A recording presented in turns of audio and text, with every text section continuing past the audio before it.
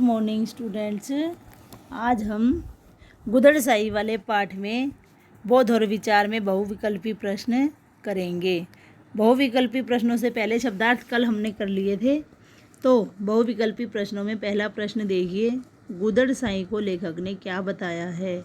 जब हमने गुदड़साई के बारे में पढ़ा था बिल्कुल शुरुआत में, तो लेखक ने उसका परिचय देते हुए बताया था कि वह बिल्कुल वैरागी है, सांसारिक मोह माया से छूटा हुआ है।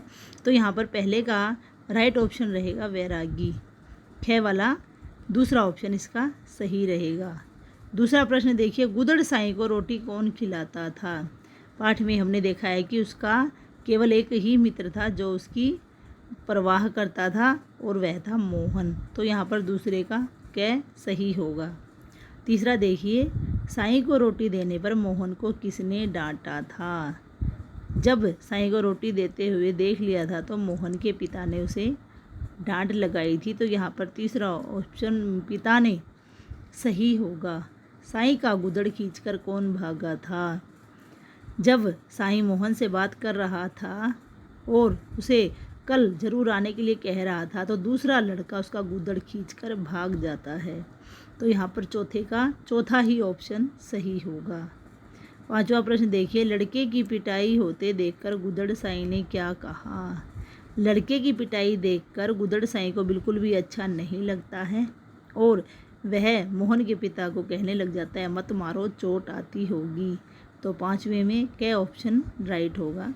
इस प्रकार आपके ये बहुविकल्पी प्रश्न यहाँ पूरे हो जाते हैं। आपको जो सही ऑप्शन है वही लिखना है। उसके बाद लघु उत्तरीय प्रश्नों में पहला प्रश्न देखिए, साईं की तृप्ति का कारण क्या था।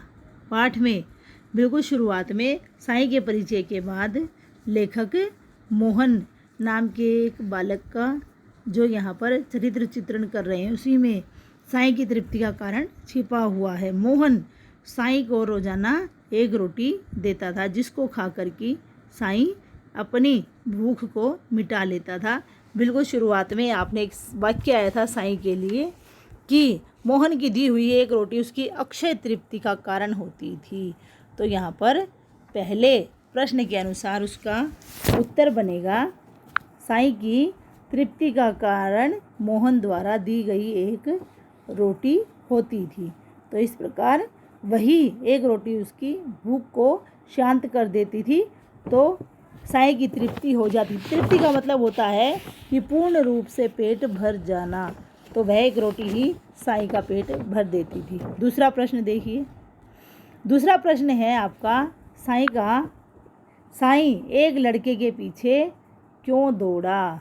तो यहाँ पर बिल्कुल अंत में जब मोहन के पिता के सामने साईं आ जाता है और जब मोहन साईं को अपने घर आने के लिए कहता है, उसी समय एक बालक आता है और उसका गुदड़ खींचकर भागने लग जाता है और उसी समय मोहन के पिता भी आ जाते हैं। तो यहाँ पर उसी कारण को बताना है। कारण बनेगा, साईं एक लड़के के पीछे अपना गुदड़ लेने के लिए दौड़ पड़ा। बिल्कुल साधारण सा उत्तर है, क्योंकि वह लड़का उसका खींचकर भाग जाता है और साईं उसे पकड़ने के लिए ही उसके पीछे दौड़ता है। तो इस प्रकार आज लघु उत्तरीय प्रश्नों में हम 2 ही प्रश्न करेंगे। इससे आगे हम कल करेंगे। आपको लिखित कार्यों के रूप में बहुविकल्पी प्रश्न और 2 लघु उत्तरीय प्रश्नों को करना है। आपका दिन शुभ हो। धन्यवाद।